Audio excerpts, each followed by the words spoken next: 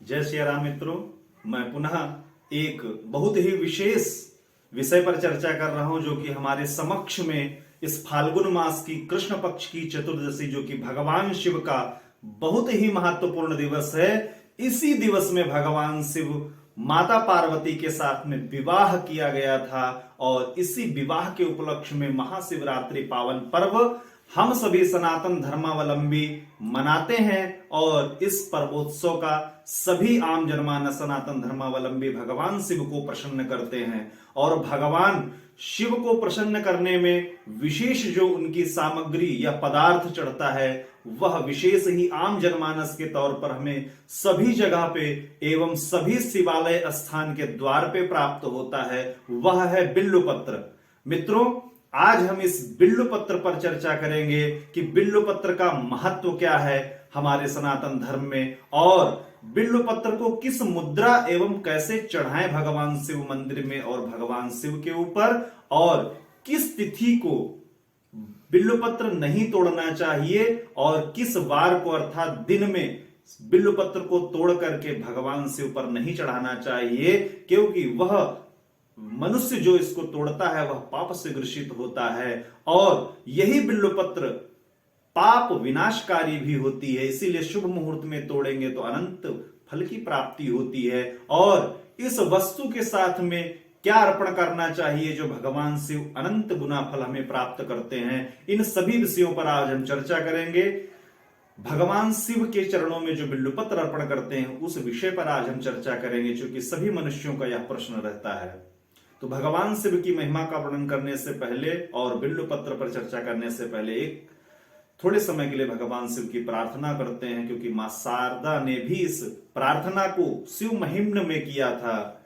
अशित गिर समम स्यात् कज्जलम सिंधु पात्रे सुर तरुवर शाखा लेखनी पत्र मूर्वे लिखत यदि गृहीत्वा शारदा सर्वकालम तदपि तव गुणानाम मीश पारम नयाति। यह पुष्पदंताचार्य ने शिव महिम्न नामक स्तोत्र में भगवान शिव की महिमा में गुणगान गाया था। अब हम अपने पुनः विषय पर आते हैं। बिल्वपत्र को जो चढ़ाते हैं उनका महत्व क्या है बिल्वपत्र का।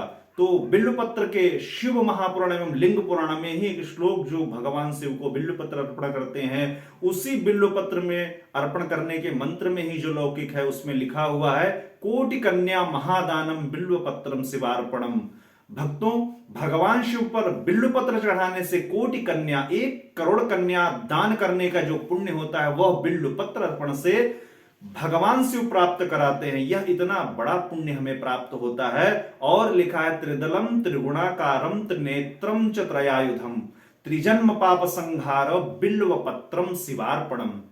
अर्थात भगवान को एक बिल्वपत्र अर्पण करने से त्रिजन्म पाप संहारम, हमारे पूर्व में और वर्तमान में और आने वाला जो जन्म है, तीनों जन्मों का पाप शमन हो जाता है। ऐसी भगवत भक्ति भगवान शिव को बिल्वपत्र अर्पण करने से हमें प्राप्त होती। यह ही बहुत ही सुंदर बिल्वपत्र अर्पण करने से, क्योंकि भगवान के जो बिल्व वृक्ष है उनमें सभी तने अंग और बिल्वपत्र इत्यादि में भगवान का वास होता है। यदि बिल्वपत्र का इतना विधिवत लिंग पुराण एवं शिव महापुराण में उसका वर्णन किया गया है, और बिल्वपत्र को कैसे चढ़ाएं, किस मुद्रा में चढ़ाएं, भगवान शिव के मंदिर में जाते हैं तो वह भी मुद्रा मैं आपको बताता हूं। जब हम मंदिर में प्रवेश करते हैं तो भगवान शिवलिंग जो रखा हुआ होता है और नंदीश्वर होते हैं, तो वहां पर हम सभी देवताओं को बिल्वपत्र अर्पण करते हैं। उनमें यदि हम भगवान शिव को चढ़ाते हैं उनसे पूर्व में, क्योंकि प्रधान देवता का पूजन अंतिम में होता है, तो अगर हम सभी देवताओं पर चढ़ाते हैं, उससे पूर्व में यदि हम किसी देवताओं को चढ़ाते हैं बिल्वपत्र और भगवान शिव को अर्पण करते हैं, तो इस मुद्रा से पकड़ करके बिल्वपत्र को अर्पण करेंगे। जो उसकी डंडी निकली हुई होती है उससे चढ़ाते हैं। और जो बिल्वपत्र जहां से तने में लगी हुई होती है उसमें एक डंडी होती है, जहां से उसका लास्ट भाग होता है, उसको हम तोड़ करके चढ़ाते हैं, उसको नाखून से नहीं तोड़ते हैं। वह बिल्वपत्र भगवान शिव को अर्पण करने से प्रसन्न होते हैं। उसके पश्चात में बिल्वपत्र इस मुद्रा में भगवान शिव को अर्पण करते हैं। और वह जो मुद्रा होती है उसके लिए भी लिंग पुराण और शिव पुराण में अलग अलग बताया गया है कि बिल्वपत्रम अधोमुखम। मित्रों, जैसे ही सारे पदार्थ जिस वन में और जिस वृक्ष में उत्पन्न होते हैं, तो वह पुष्प इत्यादि पत्र पुष्प जो भी स्वयं धरती से जैसे उत्पन्न होता वैसे ही भगवान शिव को अर्पण किया जाता है। सीधा सीधा एक बिल्वपत्र ऐसी सामग्री है जो भगवान को प्रिय है, वह उसका जो चिकना भाग होता है वो भगवान शिव के ऊपर, शिवलिंग के ऊपर अर्पण किया जाता है। अर्थात बिल्वपत्रम अधोमुखम, जो बिल्वपत्र जैसे जमती उसका अधोमुख नीचे होना चाहिए, जो चिकना भाग होता है वही नीचे करना चाहिए।